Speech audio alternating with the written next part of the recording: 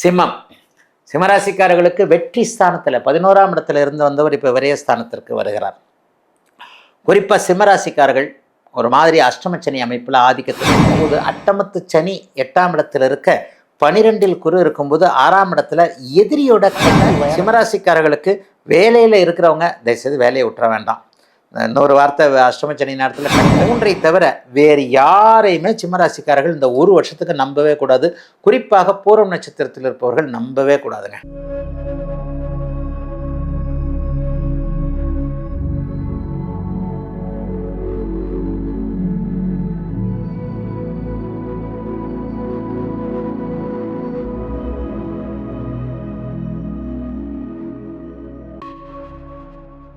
ஆன்மீக பரிகாரம் நேயர்கள் அனைவருக்கும் இனிய நல்வாழ்த்துக்கள்.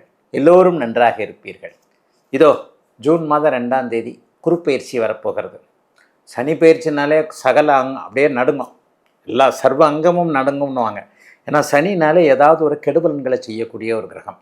குருப்பெயர்ச்சினா ஒரு ஆனந்த இனிய இன்ப எதிர்பார்ப்பு இருக்கும்.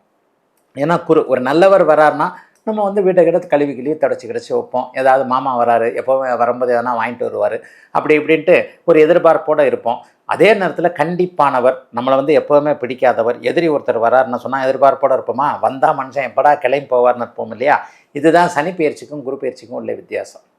சனிப்பெயர்ச்சி ஒரு மாதிரியான கெடுதல்களை தந்துவிடுமோ என்கின்ற ஒரு எதிர்பார்ப்பில் இருக்கும்போது, குருப்பெயர்ச்சி போன வருஷம் நல்லா இல்லை, இந்த வருஷமாக அது நல்லா இருக்குமா அப்படிங்கிற ஒரு எதிர்பார்ப்பில் இன்பமாக எதிர்நோக்கக்கூடியது தாங்க இந்த குருப்பெயர்ச்சி. சிம்மம். சிம்மராசிக்காரர்களுக்கு வெற்றி ஸ்தானத்தில் 11ஆம் இடத்துல இருந்து வந்தவர் இப்போ விரயஸ்தானத்திற்கு வருகிறார். குறிப்பாக சிம்மராசிக்காரர்கள் ஒரு மாதிரி அஷ்டமச்சனி அமைப்பில் ஆதிக்கத்தில் இருக்கிறீங்க. போன ஒரு வருஷம் ஃபுல்லாக மக நட்சத்திரக்காரர்களுக்கு நல்லா இல்லை. இப்போ இந்த 2வது வருஷம் பூர நட்சத்திரக்காரர்களை ஒரு மனக்கலக்கத்திலேயே வச்சுருக்கக்கூடிய அமைப்புகளை, நெகட்டிவான அமைப்புகளை செய்வார். ஆனாலும் ஒன்று சொல்லுவேன், கோச்சார வேதை என்கின்ற ஒரு அமைப்பு இப்போது சிம்மராசிக்காரர்களுக்கு இருப்பதால் மற்ற அட்டமத்த சனியை சந்தித்தவர்களைப் போல மிகப்பெரிய கெடுதல்கள் எதுவும் இல்லாமல் இந்த மிகப்பெரியதை மட்டும் கட் பண்ணிவிட்டு கெடுதல்கள் மட்டும் இருக்கக்கூடிய அமைப்புகள் இருக்கும். இதுதாங்க உண்மையான பலன். ஒரு கஷ்டத்துலேயும் ஒரு அளவு இருக்குதுங்க. தாங்க முடியாத கஷ்டம் ஏதோ லேசாக வந்துட்டு போயிடுச்சு ஒரு கஷ்டம். இந்த மாதிரியான அமைப்பில் தாங்க முடியாத கஷ்டங்கள் எதுவும் இல்லாத, கொஞ்சம் தாங்கக்கூடிய அளவிற்கு எதையும் சரி செய்து கொள்ளலாம் என்கின்ற மாதிரியான ஒரு அமைப்பு இப்போது இந்த குரு பயிற்சியின் விளைவாக வருங்க. செலவுகள் அதிகமாக இருக்கும், எதிரிகள் அதிகமாவாங்க. அதுதான் உண்மை. 12ஆம் இடத்துல மறைகிறாரு. வெற்றியை கொடுத்து கொண்டிருந்தவர் இப்போது விரயத்திற்கு வருகிறார். அதிகமான அலைச்சல். எப்போ பாரு கையில் இருக்கிற சாப்பாட்டை கூட எடுத்து சாப்பிட முடியல. மனைவி கணவன் பாசமாக கட்டி கொடுத்துருக்குறாங்க, அதை கூட எடுத்துகிட்டு சாப்பிட முடியாத அளவுக்கு எங்கே வச்சு சாப்பிட்றது? மரத்தடியில் இல்லை போய்கிட்டு இருக்கிற பஸ்ஸில் ட்ரெயினில் 4 பேருக்கு மத்தியிலே சாப்பிட முடியும்? எங்கேயாவது ஒரு ஓரத்தில் நிழல் கிடைக்கணும்ல. அந்த மாதிரி நிழல் கிடைக்காம வெட்டி அலைச்சல்களாக அப்படியே உழைத்து கொண்டிருக்கக்கூடிய தன்மைகள். 6ஆம் இடத்தை இப்போது அட்டமத்து சனி 8ஆம் இடத்தில் இருக்க 12இல் குரு இருக்கும்போது 6ஆம் இடத்துல எதிரியோட கை உயரக்கூடிய அமைப்புகள் உண்டு. சிம்மராசிக்காரர்கள் இதில் தான் நீங்கள் கொஞ்சம் கவனமாக இருக்கணும். வெள்ளந்தி மாதிரி யாரையும் நம்பிடாதீங்க. சொந்தக்காரராக இருந்தாலும் நம்பக்கூடாது. சொக்காரன் அப்படின்னு சொல்லுவாங்க.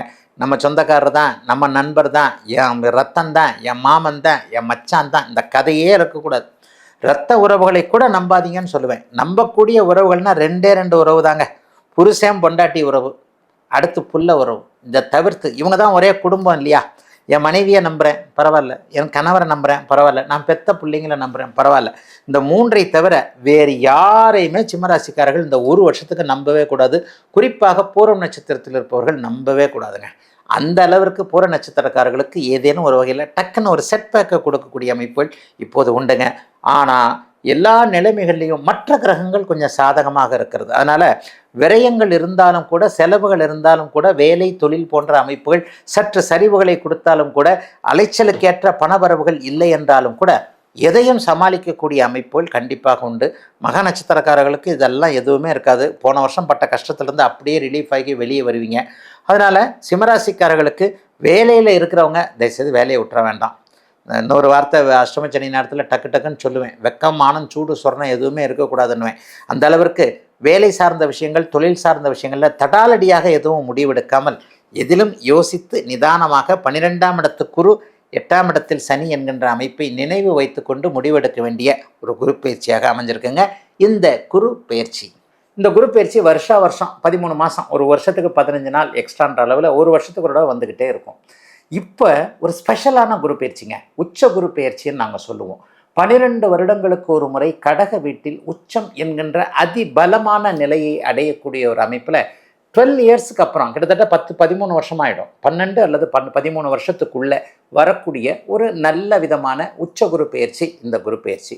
ஆக மனிதர்கள் இப்போது சாதகமற்ற தன்மையினால் கெடுதல்களினால் கஷ்டப்பட்டு கொண்டிருக்கின்ற இந்த மனிதர்களுக்கு ஏதேனும் ஒரு நிலையில் உய்விக்க வந்த பெருமான் அப்படின்னு சொல்லுவோம் இல்லையா, வழிகாட்ட வந்த பெருமான் மாதிரி தான் அந்த குரு பகவானை நீங்கள் எடுத்துக்கணும்.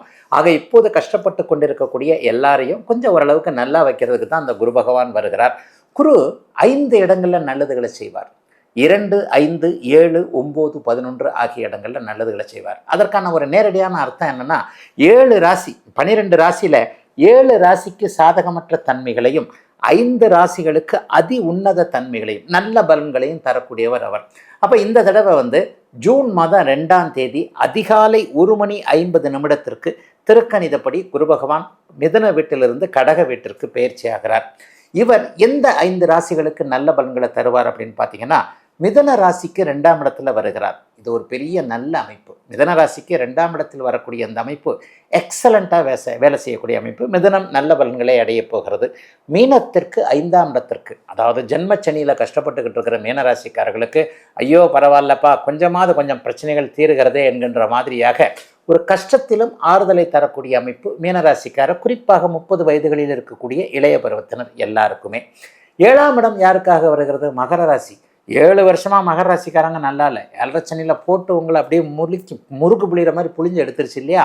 இவங்க எல்லாருமே இந்த ஜூன் மாதம் 2ஆம் தேதி நடக்கக்கூடிய குருப்பெயர்ச்சியின் மூலமாக இழந்த கௌரவம், இழந்த பணம், இழந்த நம்பிக்கை எல்லாத்தையும் அப்படியே திரும்ப பறித்து அப்படியே ஓரளவுக்கு அப்போ நானும் கொஞ்சம் செட்டில் ஆகிட்டேன்ப்பா அப்படின்ற மாதிரி மகர ராசிக்காரர்களுக்கு நன்மைகள் நடக்கப் போகின்றது. அடுத்ததாக 9ஆம் இடத்திற்கு விருச்சிக ராசிக்கு வருகிறார். விருச்சிக ராசிக்கையும் உச்சகுரு பார்க்க போகிறார். இதில் விருச்சிக ராசி ஒரு ஸ்பெஷல்னு தான் சொல்லுவேன். என்ன அப்படின்னு பார்த்தா, உச்சமடைகின்ற குரு தன்னுடைய 5வது முதலாவது பார்வையாக முதலில் பார்க்க போது விருச்சிக ராசியைத்தான். அப்போ விருச்சிக ராசிக்காரர்களுக்கு கொஞ்சம் ஓரளவுக்கு நல்ல பலன்கள் அதிகமாக இருக்கக்கூடிய தன்மைகள் கண்டிப்பாக உண்டு. நிறைவாக கன்னி ராசிக்காரர்களுக்கு 11ஆம் இடத்துல வருகிறார். 11ஆம் இடம் வெற்றி, லாபம் போன்ற அத்தனை அமைப்புகளையும் குறிக்கும். வெற்றினா அதில் எல்லாமே அடங்கிடுதே. காதலில் வெற்றி, வாழ்க்கையில் வெற்றி, உடலில் ஆரோக்கியத்தில் வெற்றி, மனதில் வெற்றி, சந்தோஷத்தினுடைய மறுபதிப்பு தானே வெற்றி. வெற்றியால் விளைவது தானே சந்தோஷம். அப்போ கன்னிராசிக்காரர்களுக்கு சந்தோஷம், வெற்றி போன்ற அத்தனை அமைப்புகளையும் இப்போது இந்த நிலைமையில் இருக்கக்கூடிய இந்த குரு பயிற்சினால் பெரிய மாற்றங்கள் இருக்குங்க. இன்னொரு ஸ்பெஷலே நீங்கள் குறிக்கணும். இது கடக வீட்டிற்கு வரக்கூடியவர் 13 ஆண்டுகள் 12 ஆண்டுகளுக்கு ஒரு முறை மட்டுமே வரக்கூடிய ஒரு உச்சகுரு பயிற்சி. போன தடவை பார்த்தீங்கன்னா 3 ராசிக்கு அடுத்தடுத்து போய்கிட்டு வருவார். அதே அதிசார பயிற்சியாகவும் அது இருக்கும்.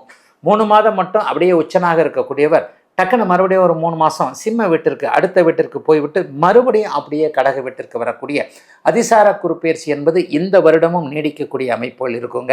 ஆனால் என்ன இருந்தாலும் குரு உச்சமடைந்தால் பிரச்சனைகளில் இருக்கக்கூடிய ஆத்மாக்கள் அனைவருக்குமே இந்த பிரச்சனைகள் தீரக்கூடிய அமைப்பு, அனைவருக்குமே ஒரு பொருளாதார முன்னேற்றங்கள் இருக்கக்கூடிய அமைப்புன்னு சொல்லிட்டு பெரிய அளவில் நல்ல மாற்றங்களை உண்மையிலே எதிர்பார்க்கலாங்க.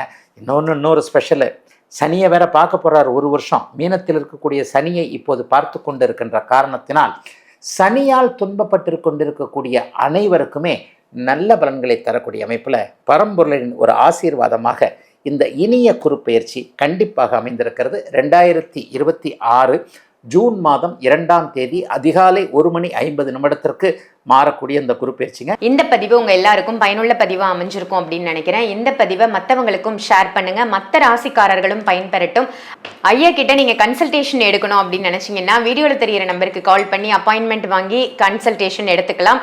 ஜோதிட ரீதியாகவோ இல்ல ஜாதக ரீதியாகவோ உங்களுக்கு இருக்கக்கூடிய பிரச்சனைகளை தீர்த்துக்கணும் அப்படின்னு நினைச்சீங்கன்னா வீடியோல தெரியிற நம்பருக்கு கால் பண்ணி அப்பாயின்மெண்ட் வாங்கி கன்சல்டேஷன் எடுத்துக்கோங்க. இதே மாதிரி வேற ஒரு நல்ல பதிவுல உங்க எல்லாரையும் சந்திக்கின்றேன். நன்றி, வணக்கம்.